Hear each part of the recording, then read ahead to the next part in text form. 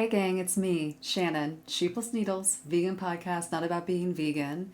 This is the 2023 West Knits Make Along for Geogradient, Season 2, Episode 2, meaning that I have finally finished Clue 2. It is Sunday, October 22nd. Cheers. Okay. Grab a project, grab a chair, grab a beverage, roll on up, let's hang out. Let's talk about this make along and Clue 2.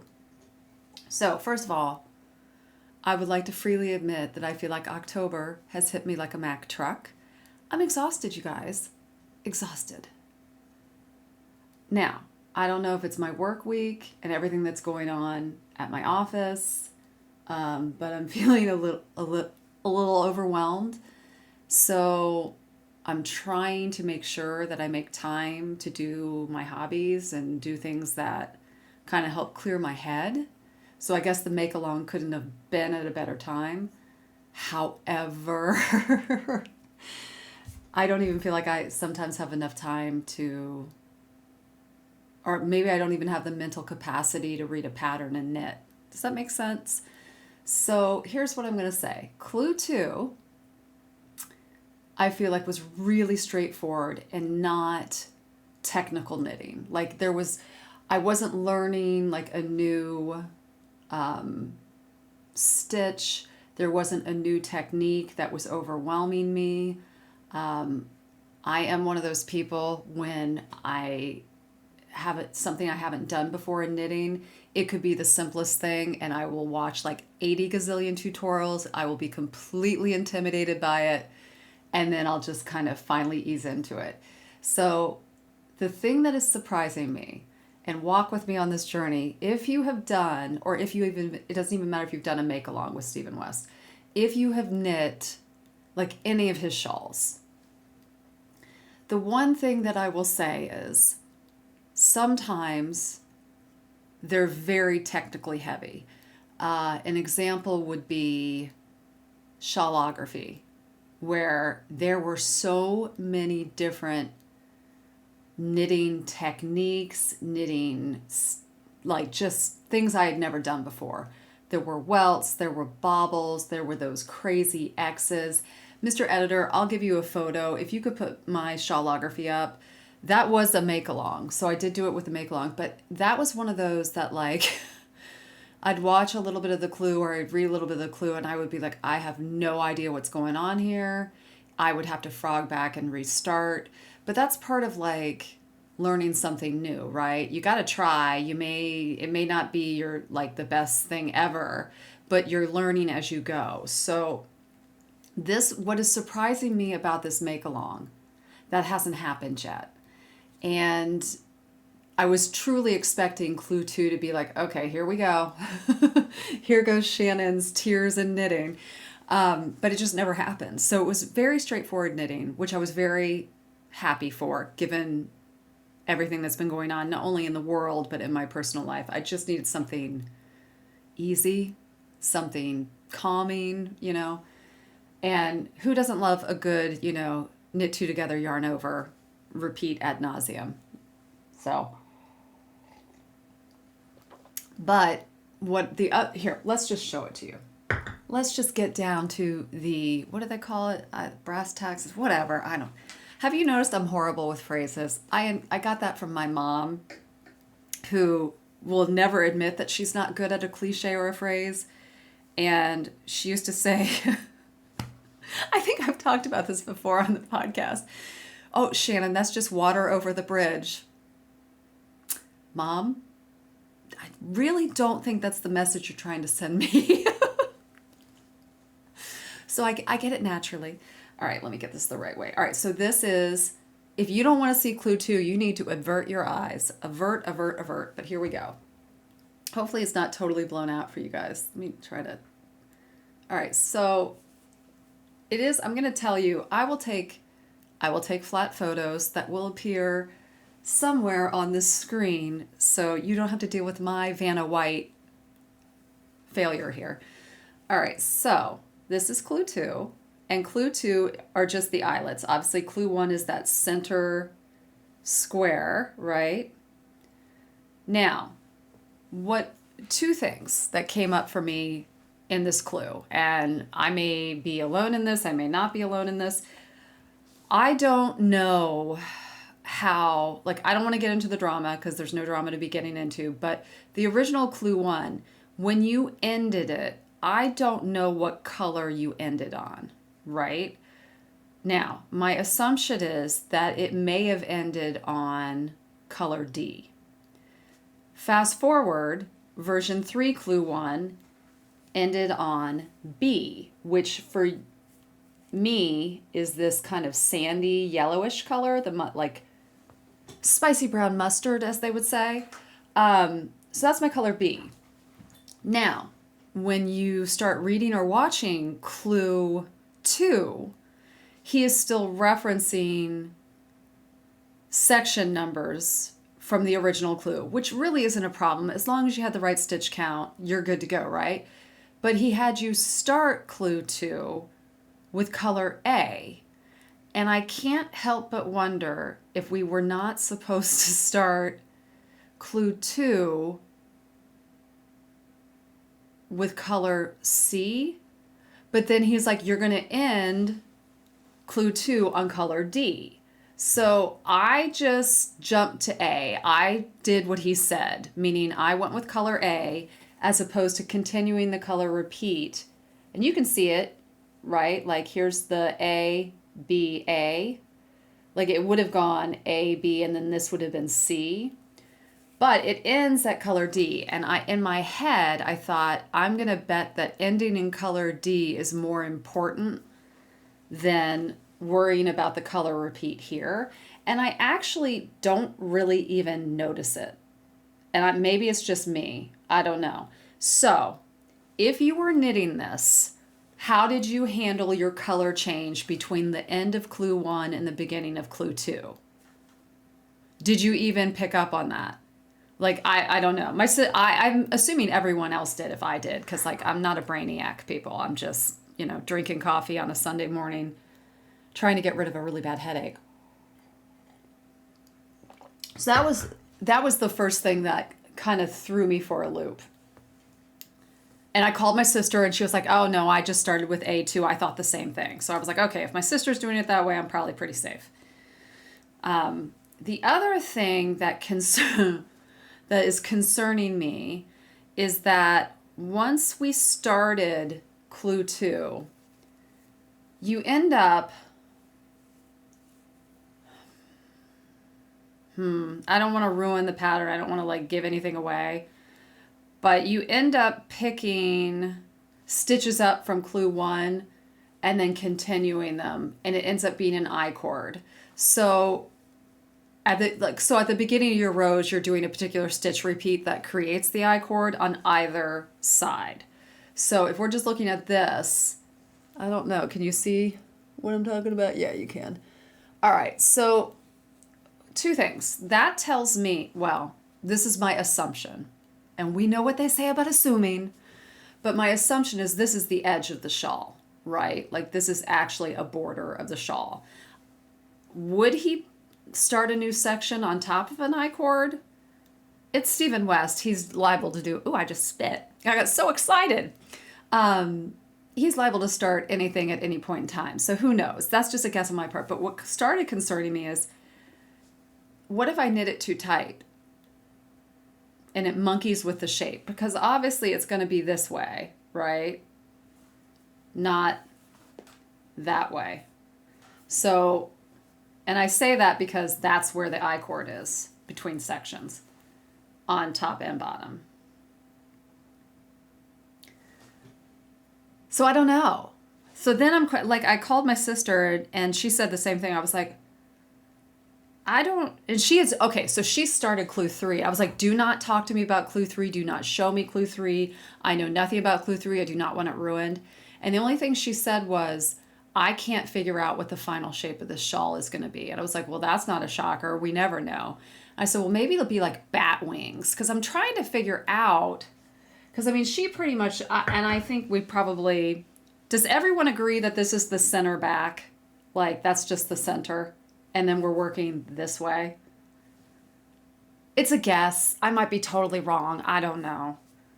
But okay, so anyway, easy knitting, no major concerns, just questions like curiosities that come up as I knit. For someone who didn't knit very much, clue 2, very doable in a week. So if you're someone who was like, oh, I don't ever want to do a knit along, or I don't think I could get this done, I think you can, because I literally had half the time to knit in the past 2 weeks than I've ever had before. My work has just been really crazy. So week 2 or clue 2, I really was like, oh, I'm going to be way behind because I just don't have time to knit. And I really didn't, but I was able to get it done. Clue 1, I don't really know how to judge. And I was asking my sister about this over the phone. I was like, do you think that clue 2 had more knitting than clue 1? And I said, because I feel like clue 1 was the heaviest knitting. But in reality, had I not knit clue 1 3 times, it wouldn't have felt that way, right? I wouldn't have felt like I had been knitting clue 1 for like 90 years in a day. So I don't know. And I'm not one of those people while I'm in the knit along that I'm going to go look at the stitch count numbers and multiply it out and figure it out. I'll do that well after we're out of it, but I certainly don't do it while I'm in it. So like when we reach my wrap up video for this, I will probably have the stitch count and then I will actually know, oh, clue 1 was the lightest knitting, yada, yada, yada. I don't try to figure that shit out in the middle of trying to do it because my brain can't function that way. Cheer. Happy Halloween. So, yeah, I don't know. What do you think? Where are you sitting with that? How are you feeling about the knitting? I'm just very shocked that there isn't anything uber technical yet. And my sister was like, oh, it's got to be clue 4. She was like, Shannon, all I'm going to tell you is I don't think it's clue 3. I was like, okay.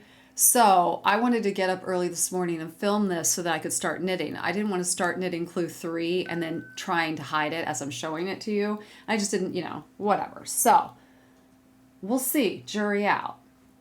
Color palette wise, you guys, I am loving my palette. What I think is really funny is it does not go with my hair at all now.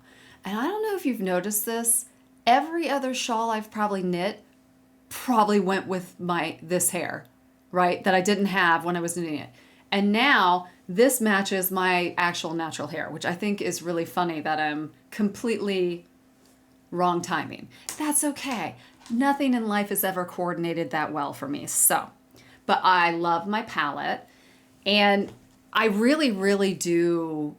It does really remind me of the 70s. And when I was growing up, we had moved into a home that had we moved into the home in, I think, 1974, 1975. So in the middle of the 70s. And there was wallpaper in the kitchen. And I looked for a photo. I couldn't find any. I'm sure my mom has some. But it had this huge floral graphic on it. But like Hawaiian flower graphic, not like, dainty English Emily Bronte flower type of things, like serious, like boom, big flowers. And they literally were this color palette.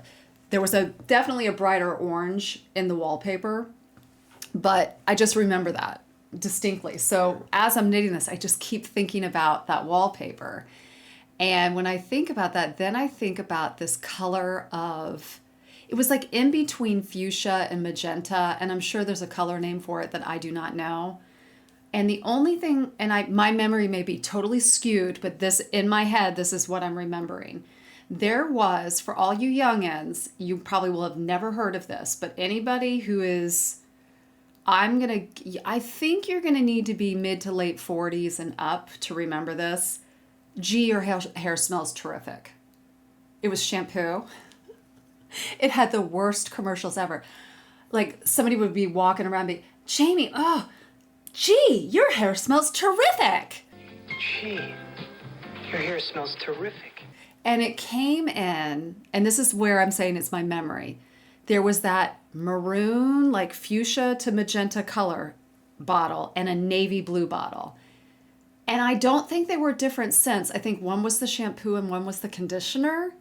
And it was a really funky, like, it was a thin bottle, probably like that. Like if you turned it on its side, it was probably that thin, probably about that tall. And it kind of just went, doop, and it had a little cap. And the font on it was like straight up rounded 1970s roller rink type of G. It was like, G, I think, ...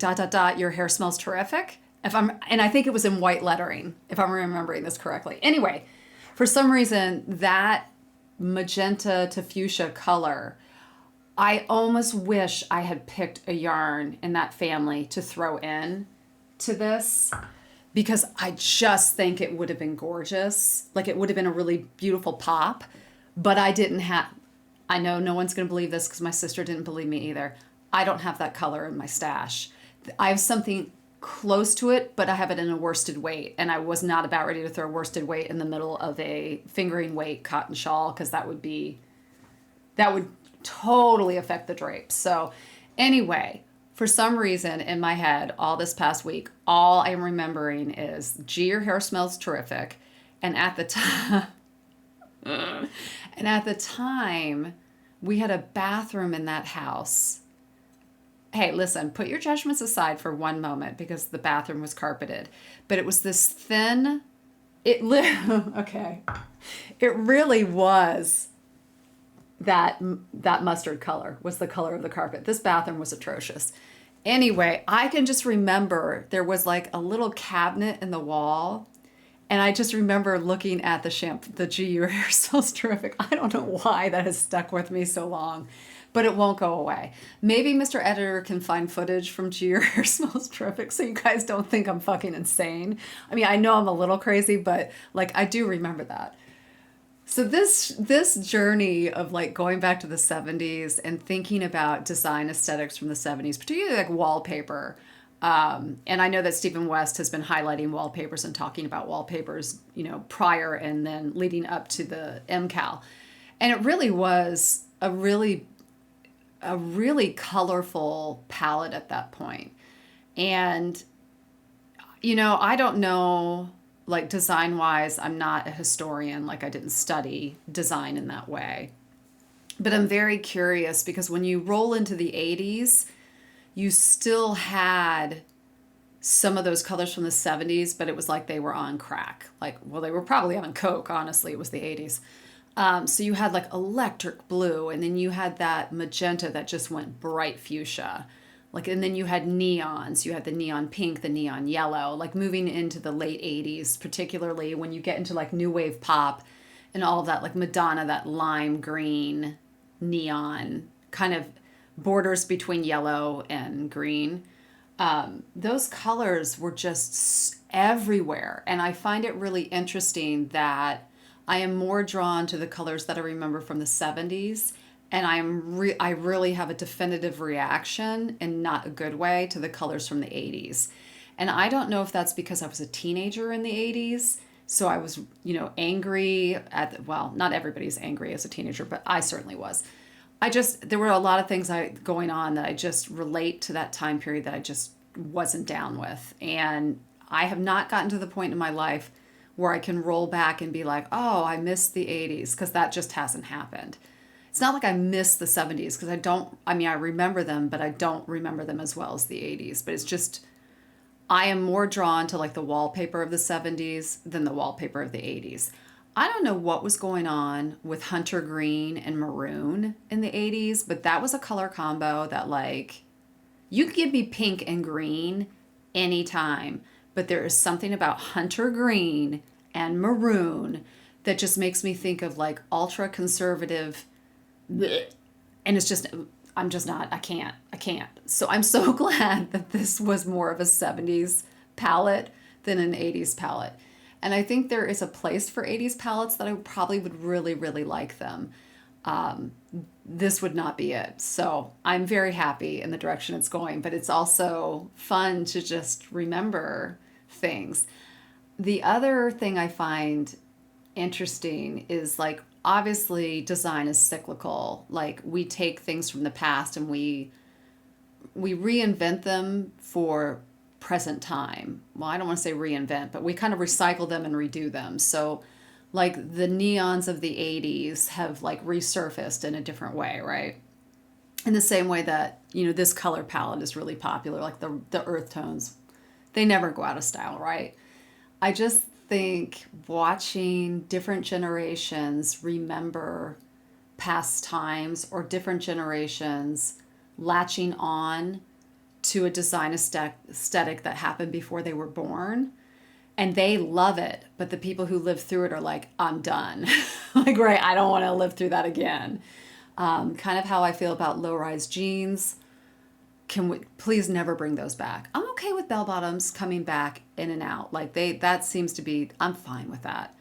I am not okay with low-rise jeans. Like, oh my God, low-rise jeans with thong underwear coming out. What on earth were we thinking? I just can't. All denim outfits, I'm sure there are people who really like them. Not happening. So, I don't even know what we're talking about anymore. Clue 2. This is coffee, I swear. All right, so that's where we're at. I'm feeling pretty good about my progress. I hope you guys are doing well. Let me know what you're thinking. If you're knitting along with this, give me your thoughts. Let me know how you're doing. If you've had any hiccups, if you've had any tinkbacks or frogs. I'm every single make along that I do, I have one major incident usually where I have to take out a section and redo it. Listen, that has not happened yet. So, and that my sister laughed. She's like, yeah, that's probably what clue 4 will be. I was like, oh, for the love of God, you're probably right. So I'm just gearing up. So when I wrap this up, I'm going to get this footage to Mr. Editor, and then we're going to start clue 3, and we'll continue on our path of this lovely shawl. And I don't know. I don't have much more to say about it than that. Yeah. Okay, gang. So I think that is going to wrap up episode 2, season 2, Geogradient 2023. Really quickly, I just want to kind of pay homage and a big universal thank you to 2 people, or 2 souls, who left us in this past week during clue 2. One was Suzanne Summers, who was a wonderful actress in the late 70s, 80s, 90s, and forward. She is known for her character Chrissy on Three's Company, who was like the dumb blonde. And the one thing I want to say about Suzanne Summers is she was probably one of the more intelligent actresses and businesswomen that I can remember from that time period. So I'm sure her loss is deeply felt by many people, obviously her friends and her family, but just in the acting community.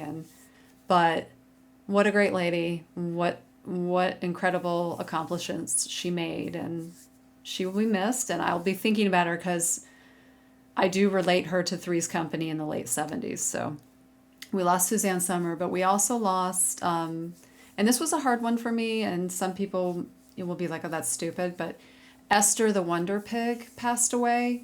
Esther was 11.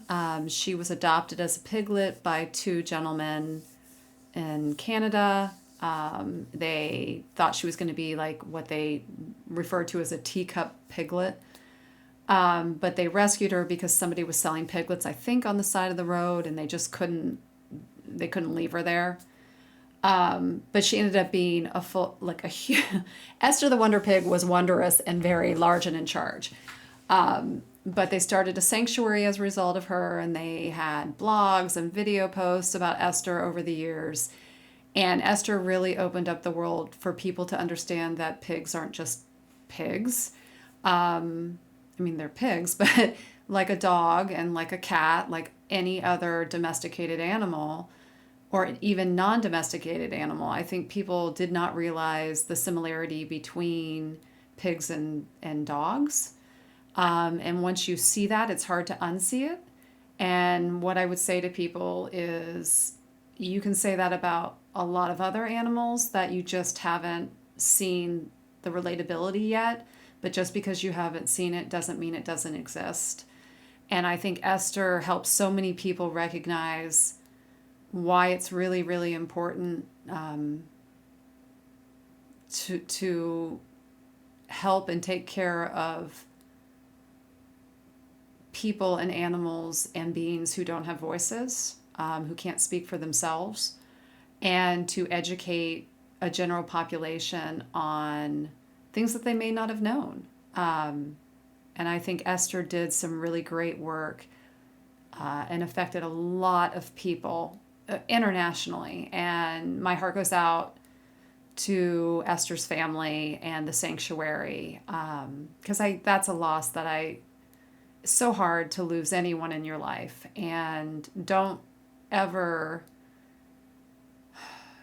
try, I guess with grief, particularly with companion animals, a lot of times people will say, oh, it's just a dog, it's just a cat, it's just a rabbit. I'm just a human, you know? So the grief that we feel, it doesn't matter who we're grieving for. Grief is grief, right? And yeah, just remember that. And yeah, so I'm going to be thinking a lot about Esther and Chrissy through this make along. And I somewhat thought I was going to name the shawl Chrissy, but then when I found out, like a couple days later, Esther died. And when I think about Esther, just being someone who worked in animal rescue, that just resonated in a different way for me. Yeah, so thank you to all the people who work day in, day out in animal rescue. It's a hard way of life for many reasons, and I think sometimes it goes unthanked. So I would like to tell you that I thank each and every one of you who volunteer and dedicate their lives to give voices to those who don't have voices, whether they have 4 legs, whether they have 2 legs, whether they're human, whether they're non-human animal, whatever. If you have dedicated your life or are volunteering some of your time to that, I thank you so much, and we need more people like you. So take care of yourselves and take care of one another. Love yourself so that you can love one another. And in the spirit of this make along, let's start with love and work outward. And I will see you guys for clue 3. I love you guys. Thanks for tuning in, and I'll see you soon, okay? Toodles!